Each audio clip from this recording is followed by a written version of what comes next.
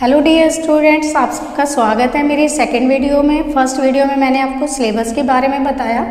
अब second video से हम स्टार्ट करेंगे अपने एग्ज़ाम की प्रिपरेशन करना। तो फर्स्ट ऑफ ऑल हम करेंगे 10 मार्क्स की पूरी तैयारी, जो कि चैप्टर का नाम है financial statement of not for profit organisation. इस चैप्टर में हम आपको इंट्रोडक्शन कराएंगे प्लस बेसिक चीज़ें बताएंगे जो कि आपको एग्ज़ाम में हेल्प करेगा।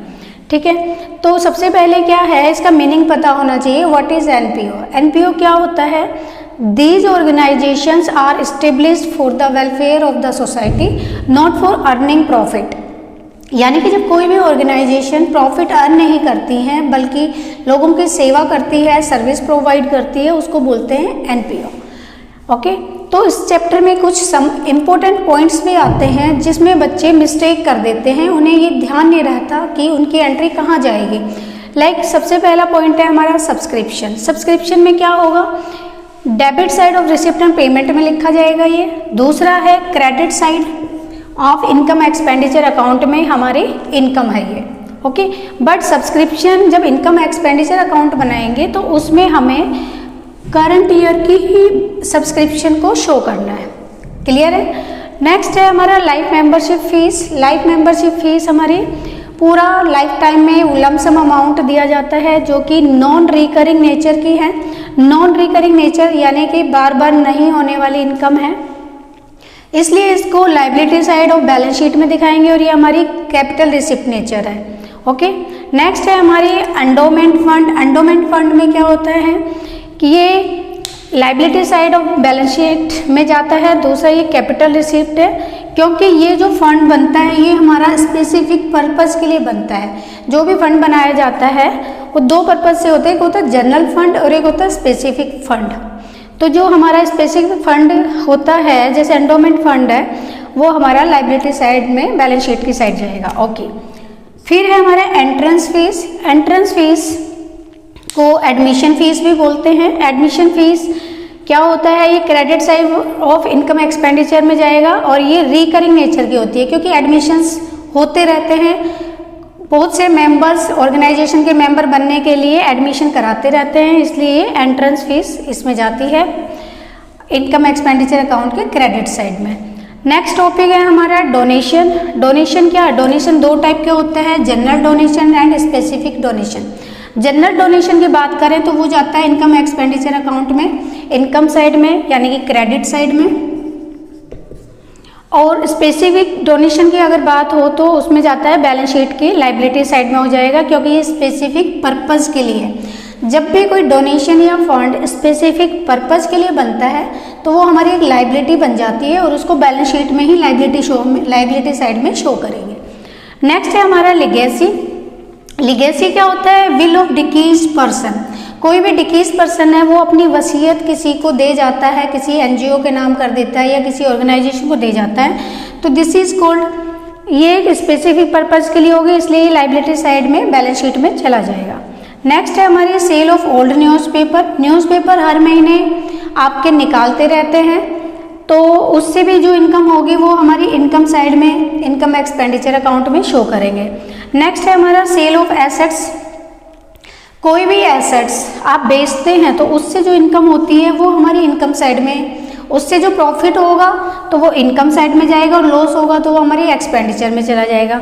और जो टोटल है बैलेंस शीट में एसेट्स में से माइनस कर देंगे अगर किसी एसेट्स का कुछ पार्ट हम सेल कर रहे हैं तो। ओके, प्रॉफिट और लॉस इनकम एक्सपेंडिचर में चला जाएगा उससे रिलेटेड।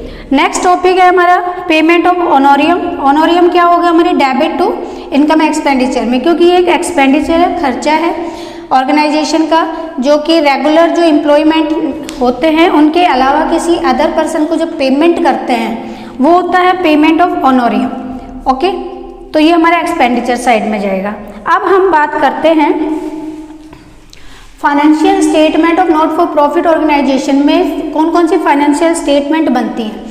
इसमें ये हमारे 3 टाइप की फाइनेंशियल स्टेटमेंट बनेंगी, जो कि है receipt and payment account, second है income expenditure account and third is balance sheet. अब हम बात करेंगे रिसिप्ट एंड पेमेंट अकाउंट में क्या करेंगे, कैसे एंट्री करेंगे। तो रिसिप्ट एंड पेमेंट अकाउंट जो ये है ये हमारी कैश बुक की तरह ही बनेगा, इसको हम यहाँ शो करेंगे कैश बुक। कैश बुक में क्या होता है, सारा जो भी कैश रिसीव होता है वो डेबिट में, और जो भी कैश पेमेंट करते हैं वो क्रेडिट साइड में लिखते हैं। ऐसे जो भी कैश हमें रिसीव होगा रिसिप्ट साइड में लिखेंगे, और जो भी हम कैश पेमेंट करेंगे वो पेमेंट साइड में लिखी जाएगी। इसमें कोई भी टाइम मैटर नहीं करता है, चाहे किसी भी साल की पेमेंट हो, किसी भी साल से रिसीव हो रखा हो, वो दोनों ही हम cash receipt and payment account में लिखेंगे। क्लियर है? ये हमारा रियल अकाउंट नेचर का होता है, रियल अकाउंट नेचर को फॉलो करता है। क्लियर है? इसके बाद है हमारा income expenditure account. Income expenditure का डेबिट साइड में एक्सपेंडिचर शो करते हैं, क्रेडिट में इनकम शो करते हैं। अब इनकम में जो भी मैंने यहाँ पे पॉइंट्स बताए हैं कि इनकम में क्या क्या आइटम आनी है वो सारी इनकम में लिखेंगे, अदरवाइज एक्सपेंडिचर के जो भी खर्चे हैं वो लिखे जाएंगे। बट इसमें एक बात मैटर करती है, टाइम। इसमें कौन सी इनकम और कौन से एक्सपेंडिचर लिए जाएंगे वो हैं करंट ईयर के। करंट ईयर के जो भी खर्चे होंगे, जो भी हमारी इनकम होगी, वो हम इनकम एक्सपेंडिचर में शो करेंगे। ये हमारा नॉमिनल अकाउंट नेचर का बनता है, नॉमिनल अकाउंट नेचर का बनता है। और नॉमिनल अकाउंट का रूल आपको पता है, ऑल एक्सपेंसेस डेबिट हो जाएंगे, ऑल इनकम हमारी क्रेडिट हो जाएगी। ठीक है बच्चों, अब हमारा है बैलेंस शीट। बैलेंस शीट में क्या होता है, लायबिलिटी एंड एसेट्स। जो भी हमारी ऑर्गेनाइजेशन के एसेट्स हैं एसेट साइड में शो करेंगे, और जो भी लायबिलिटीज है लायबिलिटी साइड में। जो भी हमारा फंड आता है, स्पेसिफिक फंड है, स्पेसिफिक रिजर्व है, सब हमारा लायबिलिटी साइड में शो करेंगे। आई होप सबको ये इंट्रोडक्शन एनपीओ का समझ आया होगा। अगर आपको कोई भी प्रॉब्लम है आप कमेंट बॉक्स में जाके आप अपनी क्वेरी लिख सकते हैं।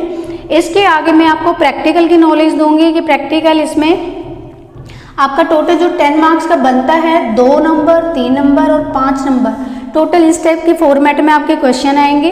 तो मैं अगली वीडियोज में आपको 2 और 3 मार्क्स के क्वेश्चन कौन कौन से आ सकते हैं उसके बारे में बताऊंगी, और देन आपका 5 मार्क्स में कौन सा क्वेश्चन बनते हैं वो आपके स्टूडेंट्स। तो आपको ये टॉपिक क्लियर हुए होंगे। आई होप तुम्हें अच्छे से समझ आ गया होगा। तो मेरी नेक्स्ट वीडियो देखने के लिए इस वीडियो को लाइक और शेयर के साथ साथ सब्सक्राइब जरूर करें, ताकि उसका नोटिफिकेशन आपको मिलता रहे। Okay, bye.